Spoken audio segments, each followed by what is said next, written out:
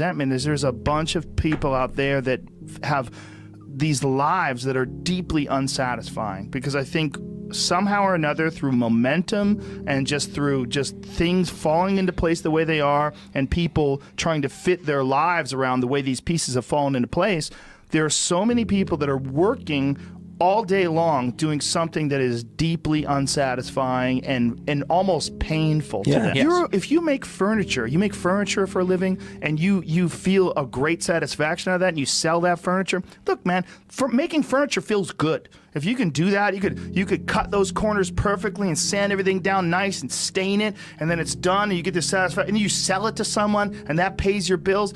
That is infinitely more satisfying than being stuck in some fucking cubicle working for someone that you don't want to work for, having to have these stupid fucking office meetings, talking to people in human resources, sitting down with your supervisor where they evaluate your job performance, and you're not really, you really need to be enthusiastic about this company. This company is your future. This kind of like, you're like, fuck, kill me now.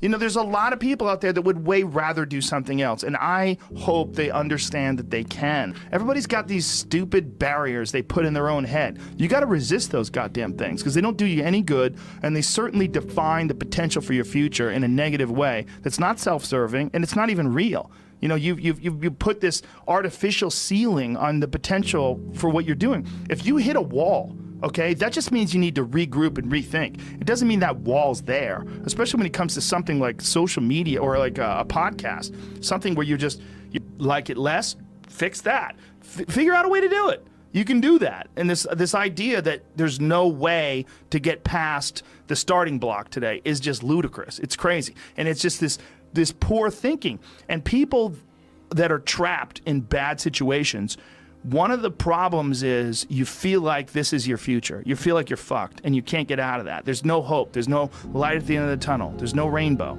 And if you feel like that, that alone can be incredibly defining and limiting.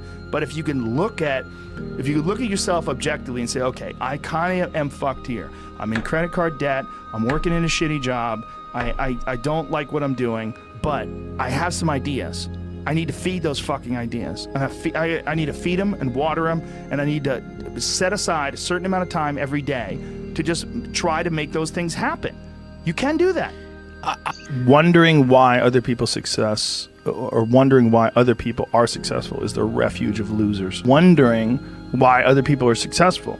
Like, who gives a fuck? You can say you think it sucks, but to spend time wondering why someone is successful and hating on someone who's successful, it doesn't do any good. It's like, what is that old expression that jealousy is, it's a poison that does the opposite of its intended, is that your mind, you have a certain amount of bandwidth. This is why I don't read Instagram comments or Twitter comments or YouTube comments. Like, I don't have any time. If I read them, it's an accident. But to seek them out, like, you have bandwidth. I don't spend time wondering why I hate things or hating on someone or being jealous. You have, let's call it units. You have 100 units of bandwidth in your mind. So that means there's 100 units that you can spend on things you care about, or you could let your mind be occupied by some stupid fucking Twitter feud that you're in with some idiot that you don't even know, and you could spend 30% of your Twitter bandwidth or your mind bandwidth on this, and then you only have 70% for the things you love. And then maybe you're involved in some fucking relationship with someone who's an idiot, and you're arguing back and forth with them. Well, there's another 30% that's gone. Now you have 40% left. You have 40% for the things you love instead of 100%. But if you only concentrate on the things you care about that mean something to you, and I think that there's a lot of people out there that think somehow or another you're going to get to some place where you're living in silk sheets and you're getting your toes done while someone's dropping grapes into your mouth. I don't want that. I've never wanted that. That guy's not going to be happy. He's going to be bored. An hour into the grapes, you're going to get those fucking grapes away from me. Stop painting my toes. What am I doing in this bed? I got to do something. I'm not stimulated. The human organism, the animal that we are, needs constant stimulation because it evolved trying to find food and escape enemies, and find shelter, escape nature, escape the elements, try to survive. And this is the great joy that you have in taking care of your children, that you can protect your children from the elements and the enemies and feed them. And it's also the great sadness that you see in losers. When I see a loser, I see some guy who's 43 years old, lives in his parents' basement, and he fucking hates the world. I'm like, that was a baby. Man, this is a baby that somebody just gave shitty nutrients to, whether it's nutrients in the forms of food or in the form of thoughts and ideas and examples, and this kid developed these horrible self-defeating patterns of behavior that have led them to this point where they're this middle-aged person with no future and no idea of how to get out of this rut, and probably never will escape it, and might just wind up sucking on a gun.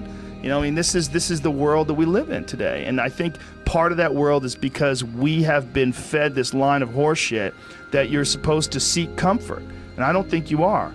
I think you're supposed to seek lessons, and you're supposed to seek difficult tasks and accomplishments. And through those things, and through doing things that are hard to do, even if it's just a fucking 90-minute hot yoga class.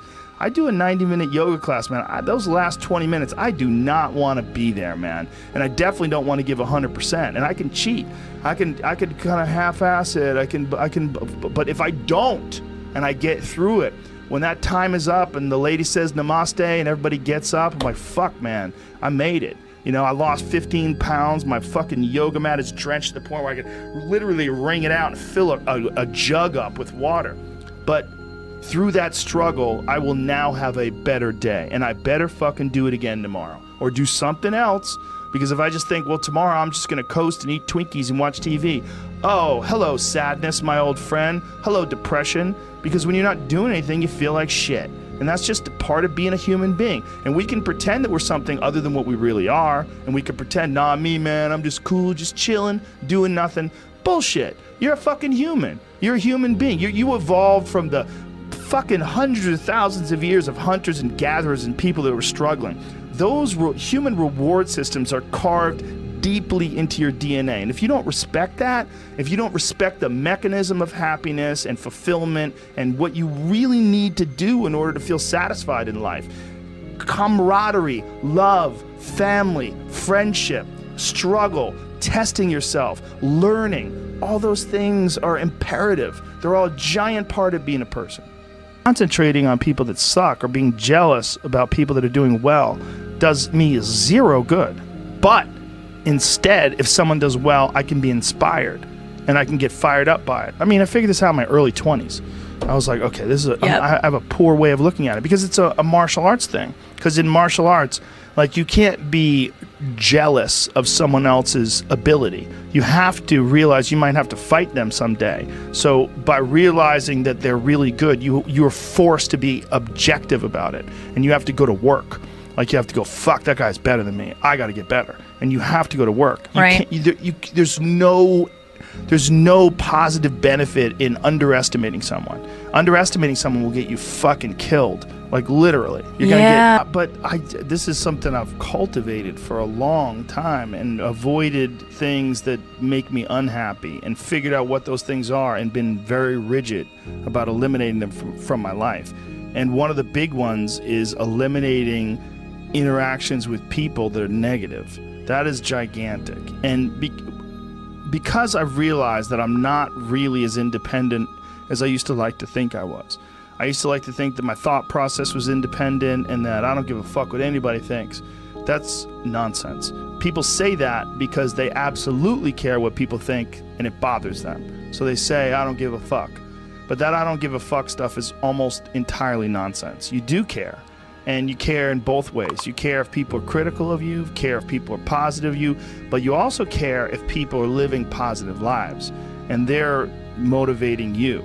That's a big one. People are fuel, and other people, it's one of the reasons why I like talking to people, one of the reasons why I like to do podcasts, because I get a lot out of, like just talking to you about your time in the monastery or your push to get to that 100 miles. Like, you get energy out of people like that, and you think about this energy and you think about this inspiration when you're doing other things. And it also sets in your mind that when you meet these exceptional people that move you, like, what are the characters, what are the qualities that they have, what are the characteristics that they possess? and those things become significant and important to you. Whereas if you live around a bunch of people that are complaining and bitching about everything, and they see the negative in everything, and they're always whining, those people are the opposite of that. They're the opposite of inspiration, and they're mud. You're just like, what? It's like you're up to your ankles in mud. You try to trudge through life. It's difficult. You're not light. It's not pushing you. There's not a wind at your back. The wind's in your face, and it's rough, and over time, I've learned that these people, you're not going to fix them. I used to want to fix them when I was young. I used to want to go, hey man, I see what you're doing. Like, dude, don't do that anymore. Listen, just do this and stop doing that and start doing this. And if you just work towards this, you could be successful. And then a week later, the guy's doing the same shit. You're like, okay, right. I'm wasting a significant amount of my energy on someone who doesn't want to waste any of their energy on themselves. And so managing the community and the tribe that you're in, making sure that you're a good member of that tribe, that you're doing your part, and there's a lot of cynicism in these days about inspiration and about motivation, because there's a lot of fake shit. You can go on Instagram and you see a million of these inspirational quote pages, and they're run by people that are probably depressed. You see a lot of people that are, talking about how to get ahead in life, but they're not really doing anything themselves. So there's a lot of cynicism involved in that. But there's also sincerity in it. And you can get, if you just look at it with a pure heart and a pure mind, you can get a lot of energy out of that. And when you're around happy, inspirational people that are successful, it makes you feel better and you get inspired. And if you act on that inspiration, your life will be more fulfilled. And it's not just inspirational in terms of financial success, but in terms of doing difficult things, whether it's running 100 miles, it doesn't pay you a goddamn thing other than the wealth of the knowledge that you can push yourself to such an extreme. Or anything else, whether it's someone who becomes really good at playing chess, or someone who's really good at martial arts, or whatever it is. There's a great feeling in these overcoming these difficult things, because life is never this just constant state of I'm at a 9 all day, and when I'm with my wife, I hit 10. Yay! And I stay like that. That's not real. What's real is like you saying that you went to this monastery and felt all this angst about meditating and being alone and not having your phone and not having the input, but then when it comes out of it, then you have this reward. So you push through this, and you had these uncomfortable feelings, and you came out of those uncomfortable feelings with this newfound appreciation for time and this respect for your own existence in your own space and carving out 3 hours for yourself a day. That's where it all comes from. It all comes from life lessons, and the lessons are learned through struggle.